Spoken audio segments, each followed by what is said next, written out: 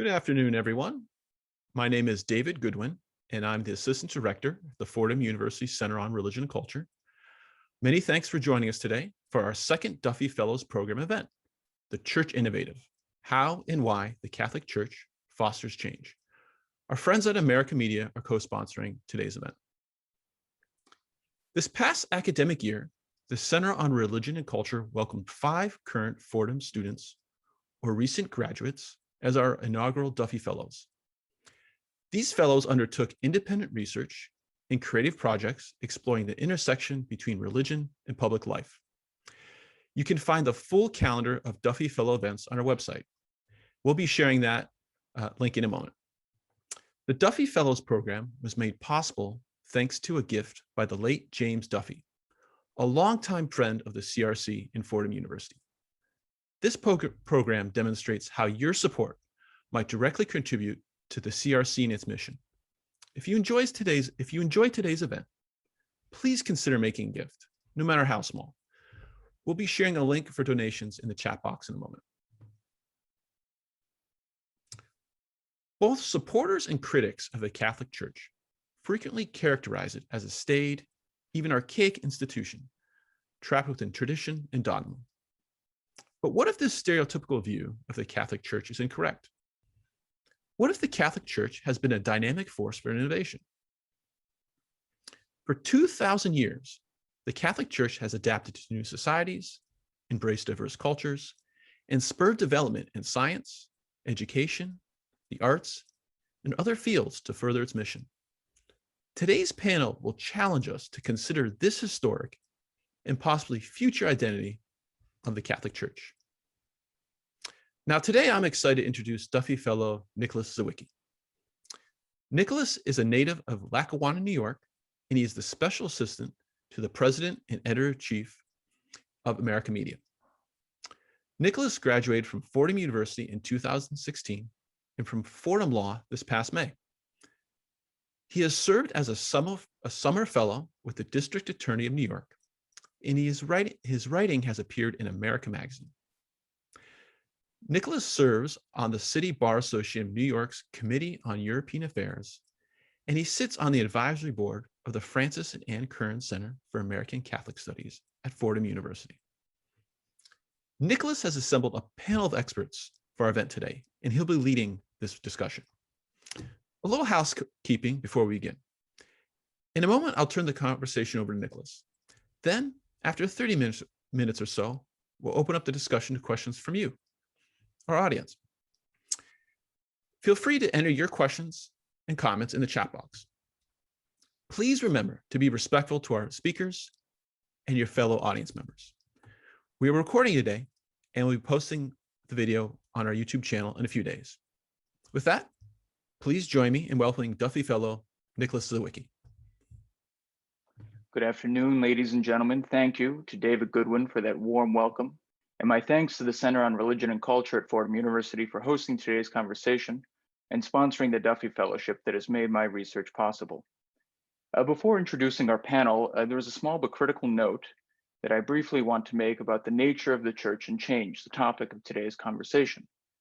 As part of my ongoing project in studying how the church innovates, I've spent a good amount of time over the course of the last year interviewing a wide range of experts, including today's panelists, in the areas of finance and technology, education, communications, ecclesiology, church history, and so on and so forth. And one of the key points I was constantly reminded of was how we define our terms, how we better hone what we're talking about. So I wish to take this moment to define a key term, and I promise I'll keep it succinct. Throughout today's conversation, you will hear me ask questions about and refer to, quote unquote, the church. What does that mean? From the perspective of my work, I've taken the church to mean the whole kit and caboodle, the hierarchy, religious congregations, the laity, the people of God in toto, you, me, everyone who makes up the church. I take this approach because, as I was reminded by one of my interviewees, change rarely comes from the top, and instead comes from the on-the-ground individuals and communities who are confronting real challenges with the resources they have on hand, and These changes and these innovations and these developments experience growth and nurturing and support with the approbation of those in authority, this mutual relationship that builds these innovations into society-wide structures for the better. Now, to far better address the question of how the church fosters innovation, I'm very pleased to welcome today's panel. I will admit at the outset that the introductions of our panelists will be relatively brief, as a proper introduction of any one of them would take the full 45 minutes. I will note, however, though, that each of the panelists has been referred to either in public or to me personally as some version of Superman or Wonder Woman of Catholicism. So I think it's safe to say that we have a veritable Justice League of the Catholic Church assembled here today. So our first panelist is Sister Helen Alford, a member of the Dominican Sisters of St. Catherine of Siena of Newcastle, KwaZulu-Natal. Sister Helen currently serves as the Vice Rector of the Pontifical University of St. Thomas Aquinas in Rome, and was recently appointed a member of the Pontifical Academy of Social Sciences. Our next panelist is Professor Francis Davis, a Fellow of the Royal Geographical Society, and a Professor of Religion, Communities and Public Policy, and Director of Policy at the Edward Cadbury Center at the University of Birmingham, England. Finally, I am pleased to welcome Carrie Robinson to round out today's panel. Carrie is a global ambassador and founding partner of the Leadership Roundtable, which promotes best practices and accountability in the management, finances, communications, and human resources development of the Catholic Church in the United States, including greater incorporation of the expertise of the laity. And Carrie has been involved with numerous, perhaps dozens of other Catholic initiatives throughout the world. So thank you again all for being here today. My first question, I want to get right to the core of the conversation and just address the theme head on. Does the church change? And if so, what does that mean? I'd like to start with Carrie. Well, first, it is such a joy to be here with you, Nick, and an enormous honor to be on a panel with Francis and Sister Helen. Happily, my answer to your question is yes. Otherwise, it would be a short conversation. Any student of church history can chronicle why the answer to your question is yes. I think the sticky point in the question is that the church is understood to be sui generis. It's not like other organizations because it has a divine mission. And it proclaims the truth, and truth is immutable. So there's been a temptation in practice to think of the church as unchanging, and its truth proclaimed as not evolving.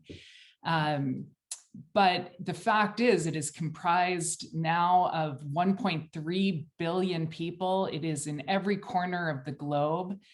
And I've thought a lot about this theme, and I want to just quote two famous Johns who can help us with this. The first is John O'Malley, who said, he was writing particularly about Vatican II, and he says, quote, "What is special about Vatican II is that it made its decisions with full awareness of the reality of change and full awareness that that reality affected the church in all its aspects. For a council to act with such an awareness of change is itself a significant change. Underlying the boldness with which the council accepted the reality of change was the assumption that appropriate change did not mean losing one's identity, but rather enhancing it or salvaging it from ossification." And the second famous John is our newly proclaimed saint, John Henry Newman, who said famously, "To live is to change, and to be perfect is to have changed often." Well, thank you. And I should have known John O'Malley would come up quickly. He was the one who insisted I define what the church is in my project. And he said if he were the czar of the world, he would outlaw the term the church. Because it can be so ambiguous. And so so let's jump to Sister Helen.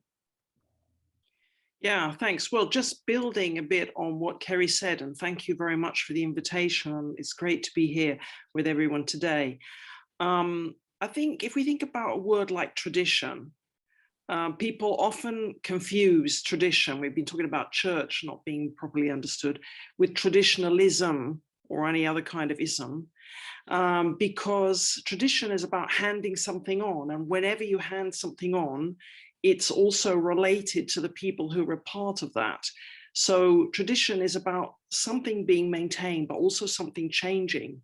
And in fact, Kerry was talking about Newman as well in his idea about development of doctrine. He's arguing against Protestant thinkers who attack the Catholic Church for supposedly introducing innovations after the biblical times in its doctrine. And he's saying, well, actually, you have to be moving with the systems that you're in order to say the same thing. You have to change in order to do that. So it's also about being faithful to what we are called to do in different circumstances. Change is part of that too. And perhaps the last thing I'd say is, if we think about what Christ came to give us, he's talking about ultimate salvation and transformation of this world in a sort of eschatological end. And so we're kind of expecting that things should change even in this world too. And I think that's quite an important motivation for us to go out into the world and make things change. We're thinking about this final coming of Christ as well. And Francis? I think the church changes all the time, but it does it in the context of, I think what in sociology might be called a chain of memory. That's to say that its process of change is rooted, not just flying around like a tweet here and a tweet there. And so it does that at the epistemic level, and I think just incredibly at the practical level, and we forget it all the time. So when Carrie was mentioning a John, I was thinking of another John. I have a very dear friend, and he's the parish priest in Union City, just across the river from Fordham. He's a Fordham alum. He's an Augustinian Recollect priest. And I've seen him at work in Union City. I've seen him work in Tapua, which is 4 days by boat from Manaus down the River Amazon and left a bit. And then I've seen him as a parish priest in a rural parish here in England. He's the same John, preaching with the same passion and the same care and the same love. But my word, he's had to be a different kind of priest in each of those contexts. Now, if I told him that he was a change specialist, he'd probably kind of laugh and say, let's go get dinner in one of those fantastic Spanish restaurants in Union City. But the church does it in practice all of the time, sometimes without even knowing it, because it's got the anchor of the chain of memory, and because it's full of that hope that the other two speakers have mentioned. Thank you. So if the church is an agent of change and the people who are in it are agents of change, as the people of God are ever changing, why do people have a perception of the church as a stagnant institution? And Sister Helen, why don't we start with you? Well, I think what Francis is just saying is one of the kinds of ways that this can happen because of the chain of connection. Sometimes people can see this, maintaining this connection as something about holding on to things that we really should let go of. But I think this idea more generally about the church as being stagnant is a rather modern idea. If you go back to the medieval period in Europe, for instance, most of the important innovations, most of the important institutions that we still have in the Western world are founded at this time. Modern banking can trace itself back to the Franciscans and the Monte di Pietà that they developed. Canon law was way ahead of state legal systems at that time and influencing them. And, we could go on and on and on. I think in the West, at least, we see a big change. It starts with the Reformation, but it really starts to happen after the French Revolution. When people in the church see this event that's taken place, which for many is seen as something very progressive and new and bringing in human rights and all that kind of thing. The church sees it as something anti-religious, as something which is attacking basic fundamental principles of the Christian tradition. And it does what all institutions do. It hunkers down and starts to defend itself and become much more concerned about defending itself rather than about thinking forward in that sense. Of course, it doesn't stop doing that. You know, after the French Revolution, we had this amazing explosion of women's religious orders, for instance, who start doing all kinds of things that they weren't doing before. So what happens in a way is that you get the transformation of this change. It moves into other areas, but it doesn't stop, that this motivation is still there. Maybe in a more recent period, we could say the sexual revolution in 1968 would be another more close moment to us where the church felt couldn't cope with this and it sort of hunkers down. But still, we see movements to try and cope with modern society coming out in other ways. So I think it's this chain that Francis was talking about, but especially it's connected with moments of existential crisis when the church hunkers down and then has to try and gradually move on from that. Francis, do you want to build on that? Yeah, I think moments of existential crisis, and I think also probably in some places we're in crisis all the time, and in some places we're not in crisis all the time. And maybe the media and we focus in on the areas that were in crisis. So there's been a load of existential anguish, mainland Europe and England, about the decline in Europe, the failure of the West. I think of American friends who've been writing about the birth rate in Europe. And really hard in that context to surface Zambia, where I was born, baptized by the White Fathers, Rwanda, where I've been spending time doing research in recent years, where the church is on fire. Yeah, and it's no failure of the church when you're on fire in 2 or 3 continents, and one of them's having a rest for a couple of centuries to get its mojo back. And I think that's what we don't get right. And Carrie? Well, I would just add that I think we are creatures of habit, and it's hard to change quickly. And this, I'm intrigued by the use of the word perception here. You're asking about why it is people perceive the church as kind of weighty and the opposite of nimble. And I think it is because of that temptation to be a creature of habit. And the bureaucracies are hard to influence and to redirect or to change. But there is a value also of being slow and thoughtful before immediately acting on a change. And I think that that's a value we often forget to acknowledge in the church. The contemplative benefits of taking the time to really study and analyze something. But drawing on this theme of perception just a little more, when people think of the church changing, many people would automatically think of dogmatic or theological change. Do you think there's a relationship between the church's doctrinal positions and how we perceive and employ them, and its ability to make structural and operational changes where needed? I'd like to begin with Francis.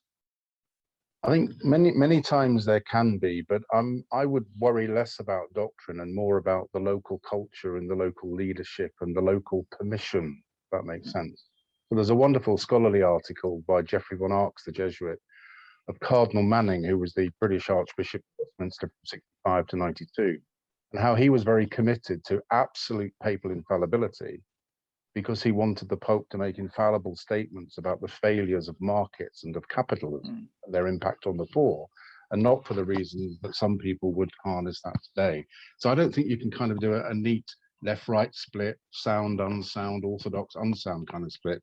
It's permissions and it's cultures, because we know that, you know, we have brave clergy that survived Soviet persecution and are surviving Chinese persecution, and we have brave clergy that are resisting the excesses of some forms of decadence. So it seems to me it's about, you know, when we really thrive is when a local ordinary or a local provincial or a local lay sponsor of some amazingly talented young Catholic person creates the permission and creates the space for that person to be who they're made to be, and doesn't say no, or doesn't use it's not the right meeting, or it's the wrong place to ask the question, or the wrong time to ask the question. as a way really to kill it off.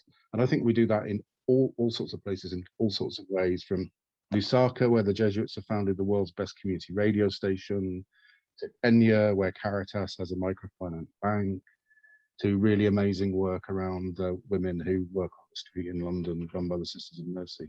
We can do it. I don't think it's doctrine. It's about confidence, and it's a way that we can sometimes use theology as a way of avoiding it.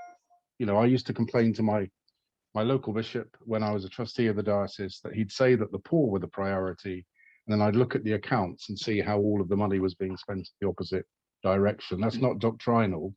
That's just being open with yourself and being transparent and prudential with your resources. Well, since you touched on church management and that relationship, let's jump to Carrie. Yeah, this question has been with us from the minute Leadership Roundtable was created.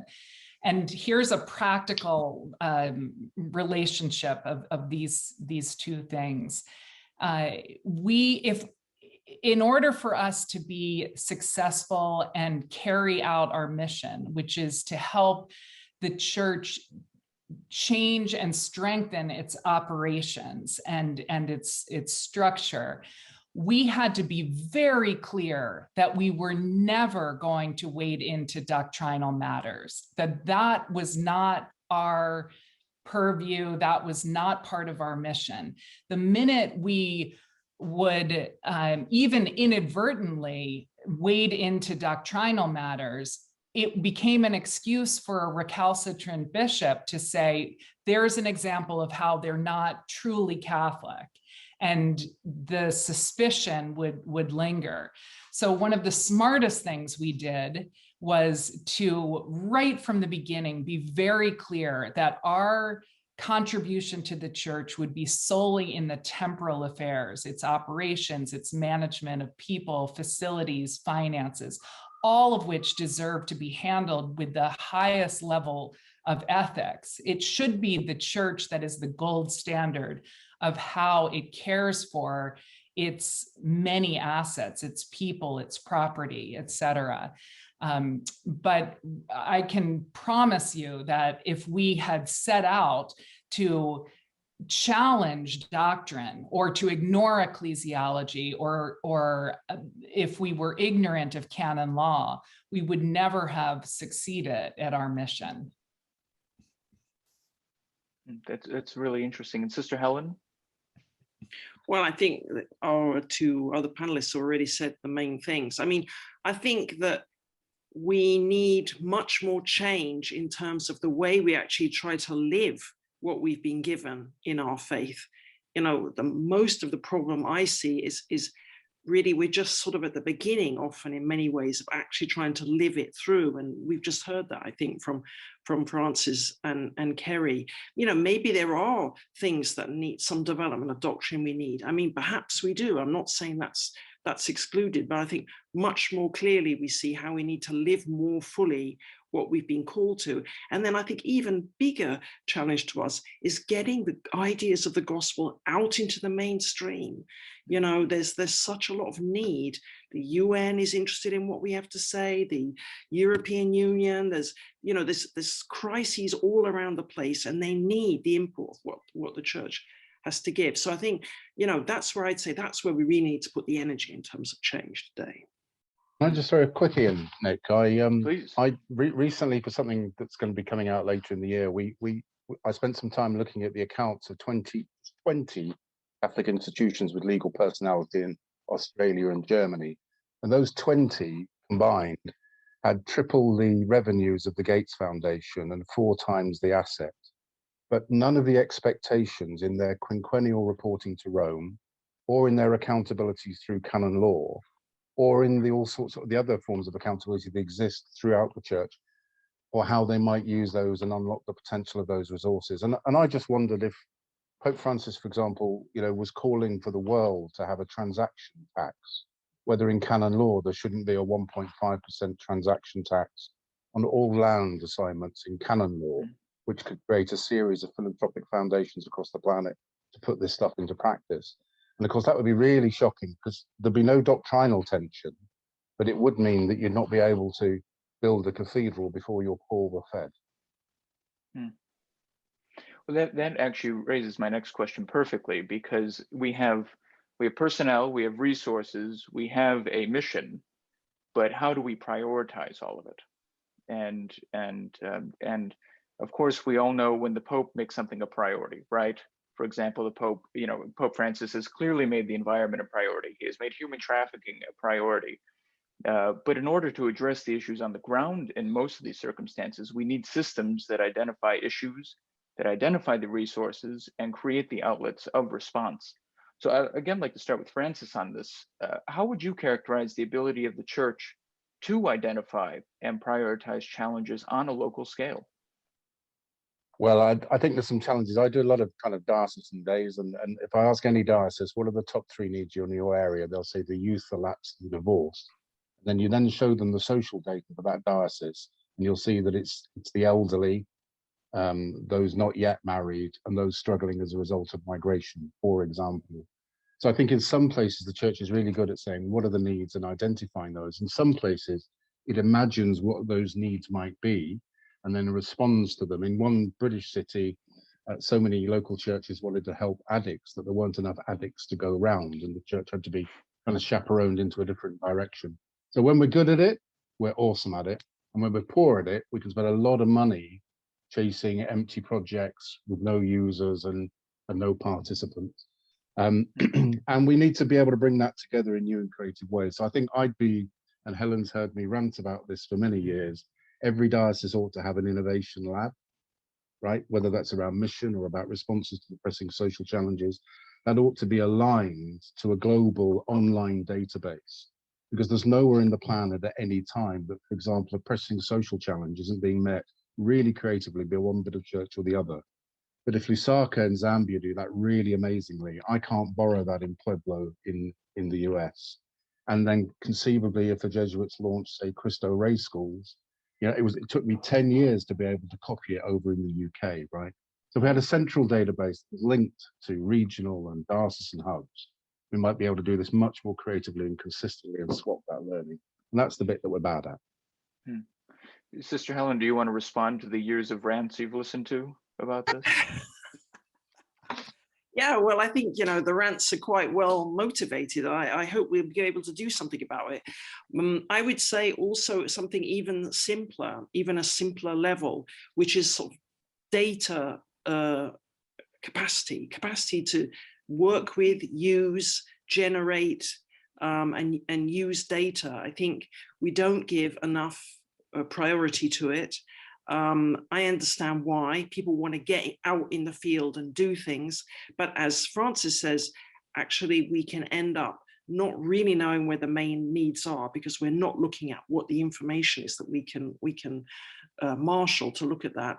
And then also, you have things like for years, the Catholic religious orders were complaining that they were doing 20% of the world's AIDS care, but they weren't getting 20% of the funding from the Global AIDS Fund. And, it was pretty obvious why. I mean, they just weren't telling the story. They weren't getting the message across that this was happening. So I think this capacity, it's one of the frontiers for us. And, in a way, it's a kind of a no-brainer and something we can really do. And I think we could all be agreed that it's important to do. We just have to actually get it going. And Carrie, I'm sure this is something that you've confronted a lot through Leadership Roundtable.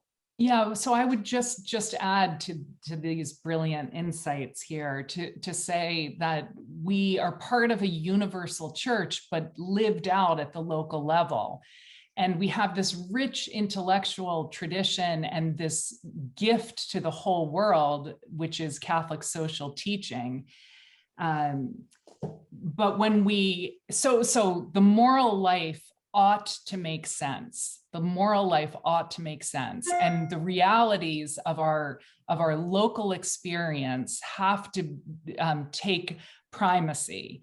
Now, I think Pope Francis has done us an enormous service by naming, for example, care of our common home, climate change, the stewardship of the earth as something that is experienced at the local and the universal level. But I'm intrigued by what both of my fellow panelists have said about budgets. if budgets are moral documents, and when you look at a budget of a diocese, then you see their priorities. And if it is not aligned to the expressed priorities, or to the even more importantly, to the lived experience of the people at the local level, there is something that is not right and needs to be corrected.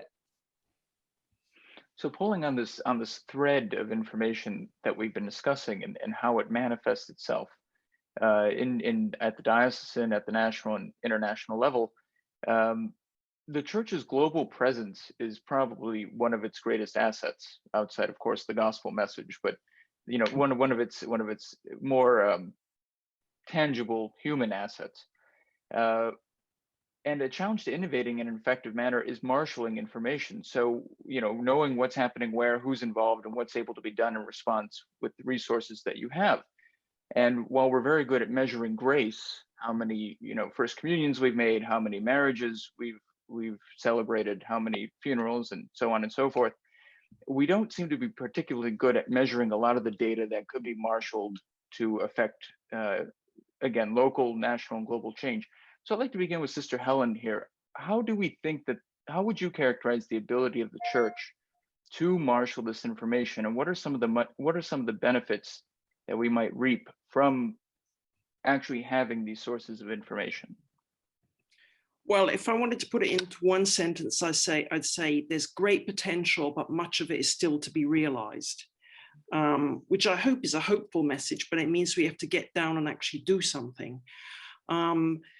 I remember as a consultor to what was then the Pontifical Council of Justice and Peace, going to the plenary sessions and meeting a huge number of really interesting people. And one of the things they always used to say is, we have this amazing network of local centers on Catholic social thought, and we can do things with them and that kind of thing.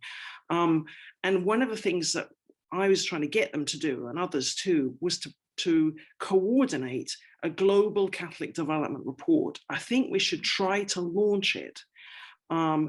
We could get all kinds of interesting information from local players, but we need to put it together in a sensible way with some interesting stories being told, the way these reports are set up now, but also with some data. We could start off with quite simple data to do with our contribution towards achieving the Sustainable Development Goals, for instance. There's a lot of information out there now about how to devise metrics on achieving those goals, for instance. We could use those kinds of things.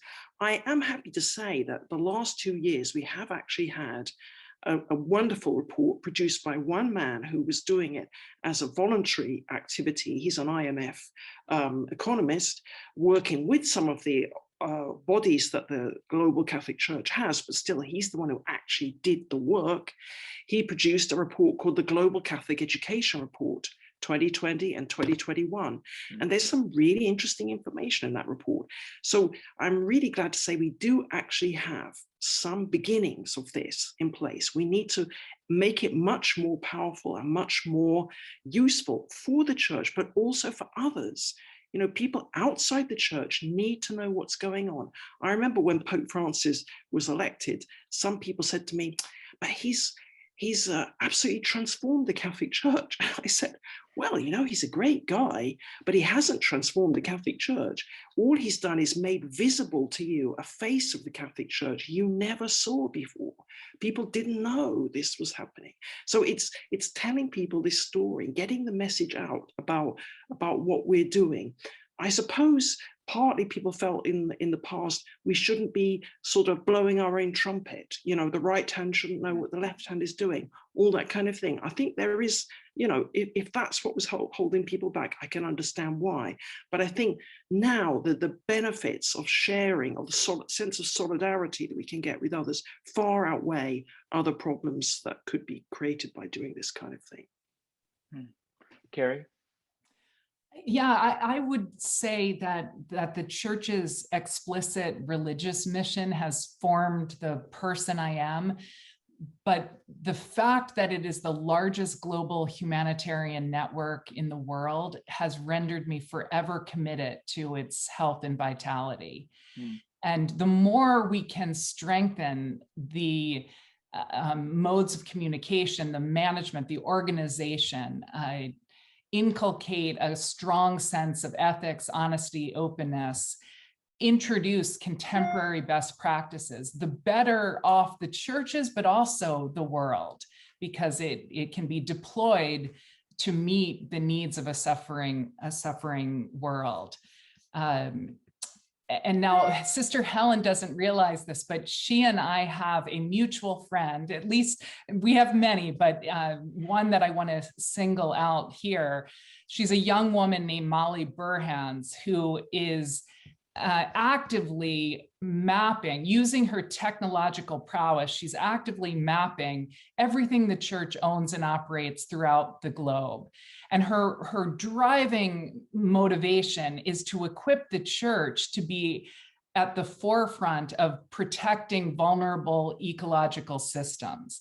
In other words, helping the church with this data and with this information be at the forefront of decision-making when it comes to care of the planet.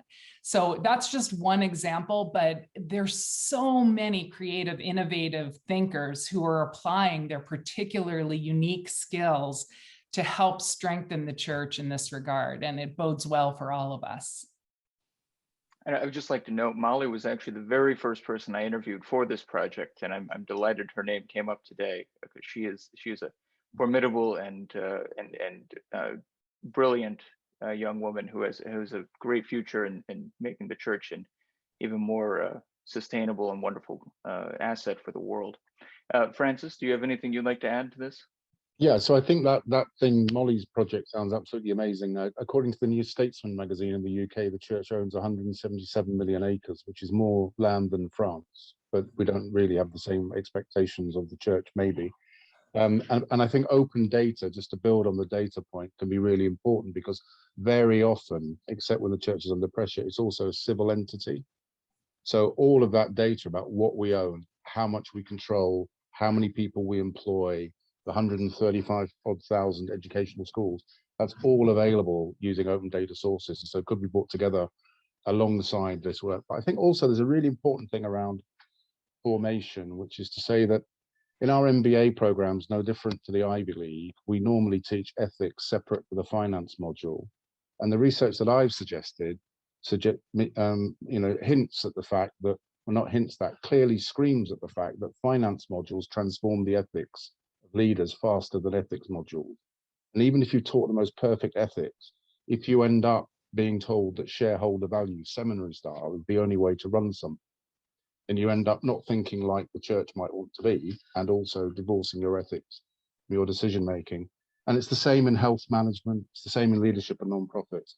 So it seems to me that we need some formation in seminaries, some formation in schools like Fordham and other places, where the ethics and the development of metrics, what constitutes success, are done in the same modules, thinking speculatively separately to the school or that kind of practice. And that might put a few male Dominicans out of work, but thankfully it will probably double the size of Sister Helen's department, which would be good for the church in and of itself. Well, I want to leave time for questions for the audience. So I have one last question, and it's coming from that point Francis just made of divorcing ethics from the other subjects and our moral character from our other subjects and compartmentalizing them. And I mean, one of the key points is what we value. What do we value? In an age of strong forces of secularization and rapid social, cultural, and political change, it is tempting for the church, as Sister Helen said at the beginning, fall into a default position of what it opposes, to hunker down rather than stand what it's for. And so my last question before we turn to the questions from the audience is, how can we build a culture that embraces innovation, but at the same time meets the social and spiritual needs of those that the church seeks to serve? Carrie, why don't we begin with you? It's a great question and a tough one. My answer would be this. I have spent my life really in the world of philanthropy, of Catholic philanthropy. And I think one definition of stewardship is the proper care of all that has been entrusted to one. Now, if we all did just that, we would be doing pretty well. But for the Christian believer, for the person of faith, stewardship is also the recognition of and proper care of the potential at hand. If we become aware of potential that, if acted upon, could contribute to and bless the lives of others, particularly those most in need, we have an obligation, a moral obligation to seize that opportunity. And therein lies the innovation and the imagination and the hope that we as people of faith should be properly bringing to the equation. Too often, I think we say, I have enough responsibilities. Sure, that's a great idea, but that's somebody else's job. And I think the reason I'm so drawn to your scholarship, Nick, and to this conversation is people of faith properly should be in the space of bringing potential to fruition, particularly if our intentions are sound, if we are doing it as a response in faith to being a beneficial presence in the world. Francis?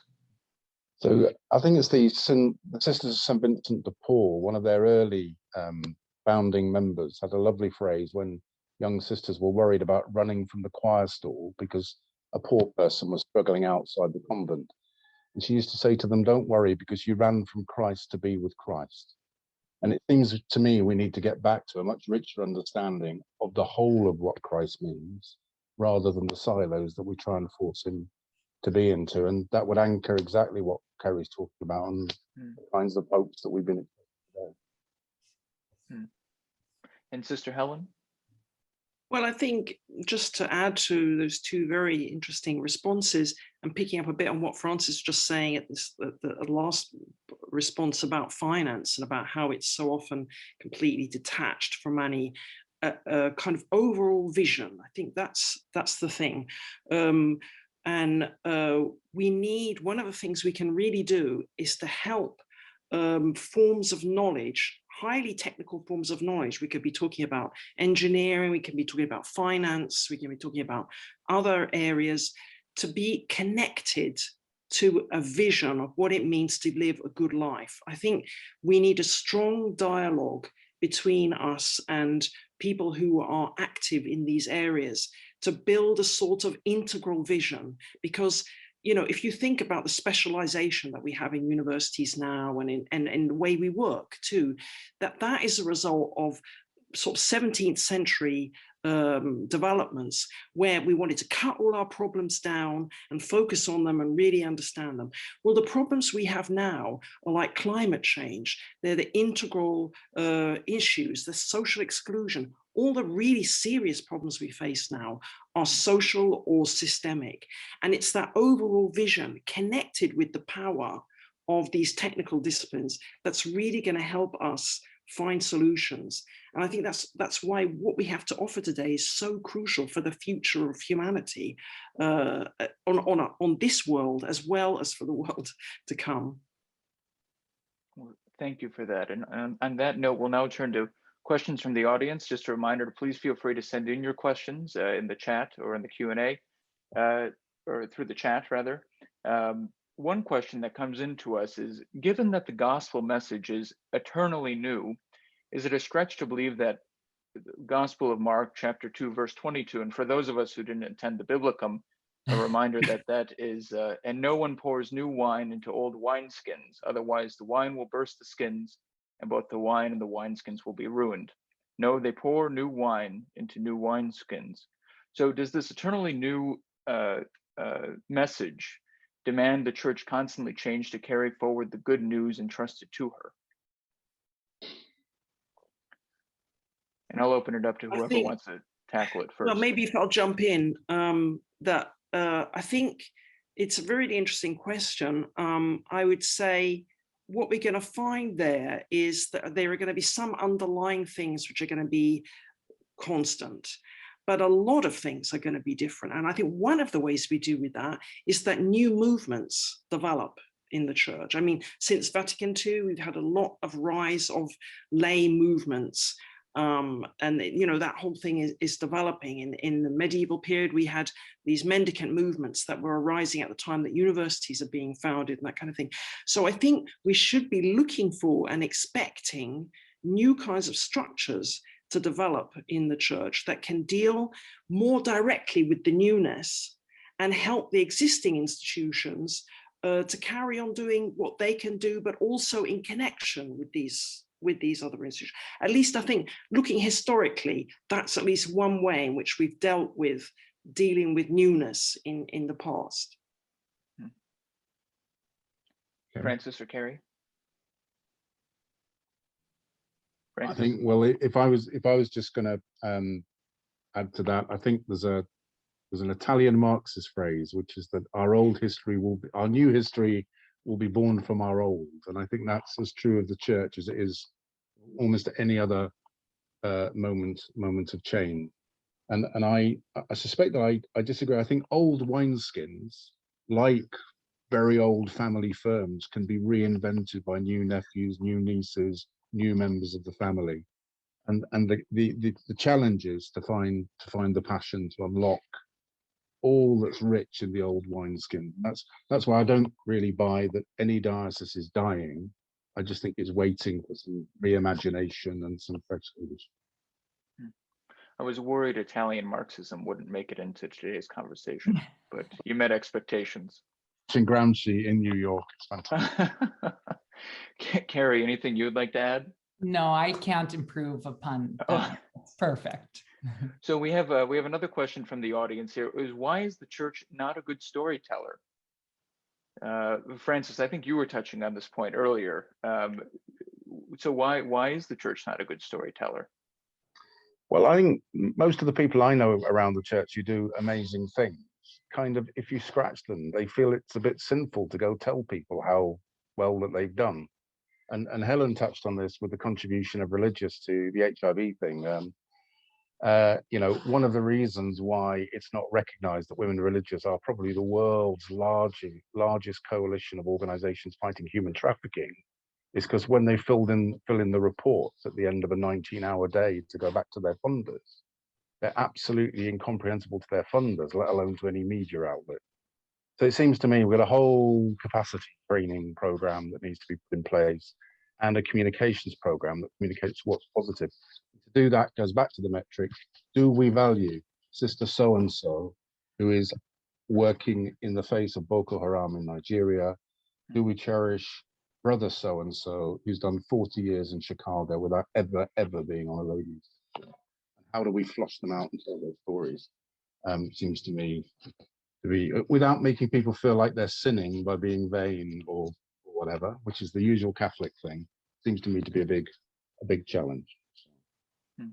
Thank you. Carrie? I like the challenge in the question. And I've always admired genuine humility. I understand why my individual heroes and heroines in the church don't tell the story of how impactful and effective their ministry is, but we can tell their story. And I think we can tell each other's stories. And it's vitally important that we familiarize ourselves with each other's stories and lift those up, because every story is an example of hope and is an example of faith in action. During the pandemic, just to add one note of innovation in the philanthropic sphere, it was conceived that if we could give $1,000 to 1,000 women religious and remove all of the bureaucracy that normally comes with due diligence and grant making, but have a distribution system where this money is raised and then deployed to 1,000 women religious, that all we could require is that they report back in some storytelling manner how that money was spent.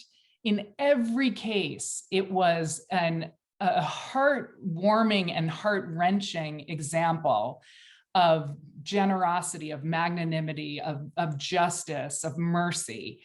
And with every telling of the story, more donors wanted to be part of this. So I love the question, and I think we can do a better job raising up each other in this. Thank you. Sister Helen?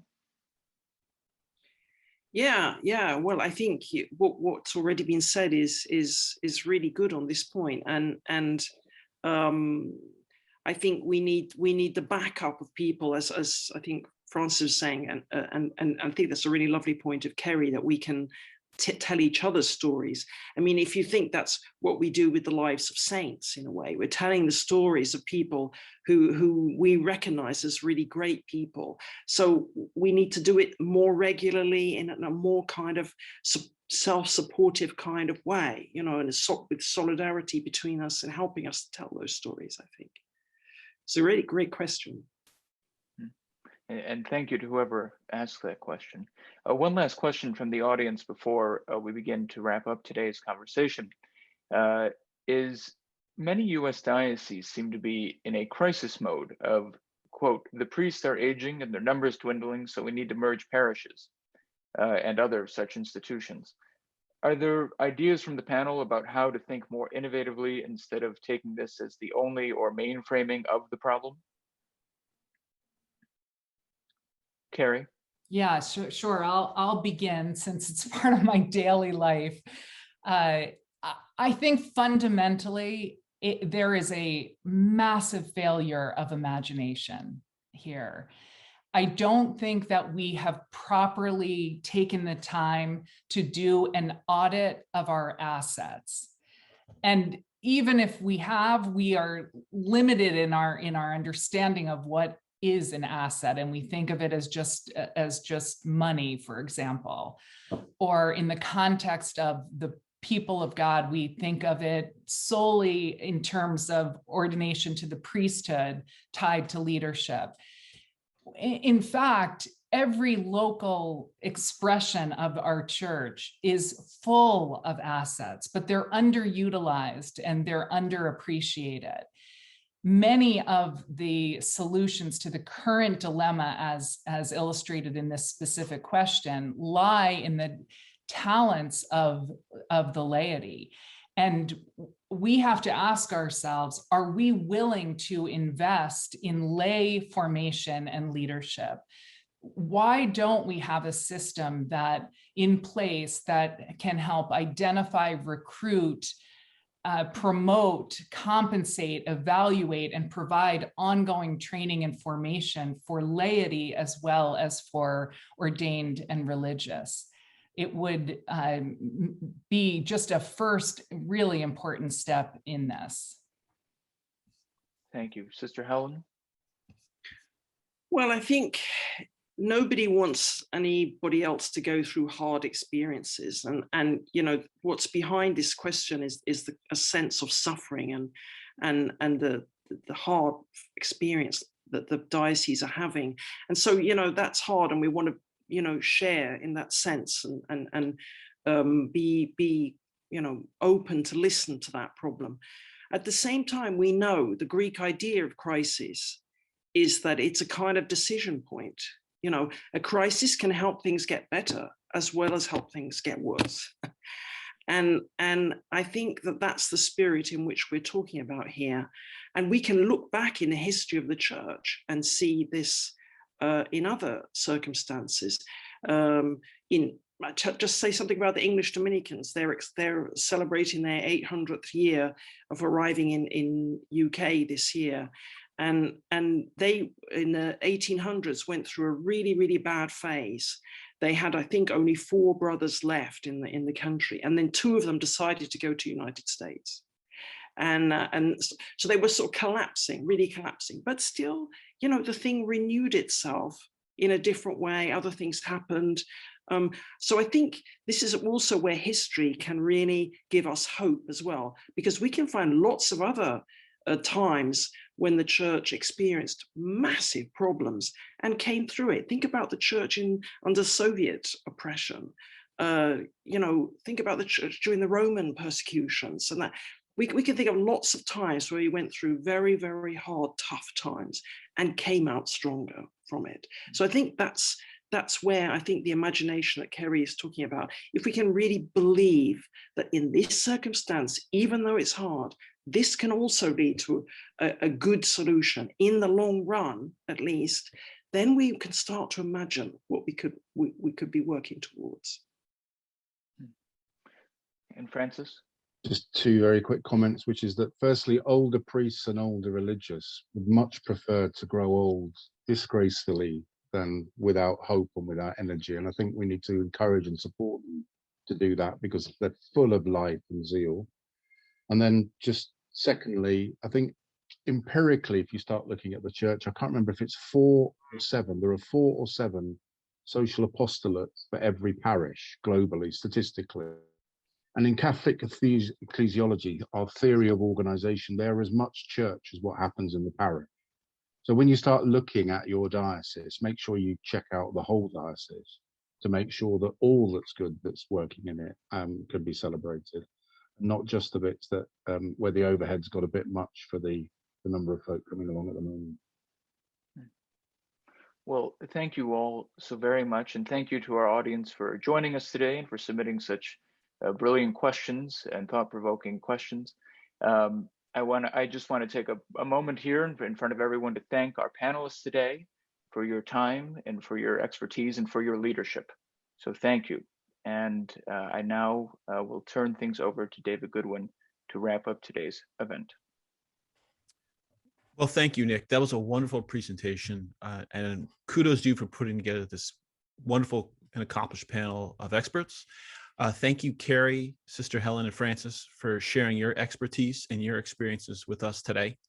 And on behalf of Fordham, I thank everyone for joining us today. Just a few final thoughts. Nick, I have a question for you. As a Duffy Fellow, could you share your experience of the past year with us? How it helped you scholastically? How it helped your career going forward?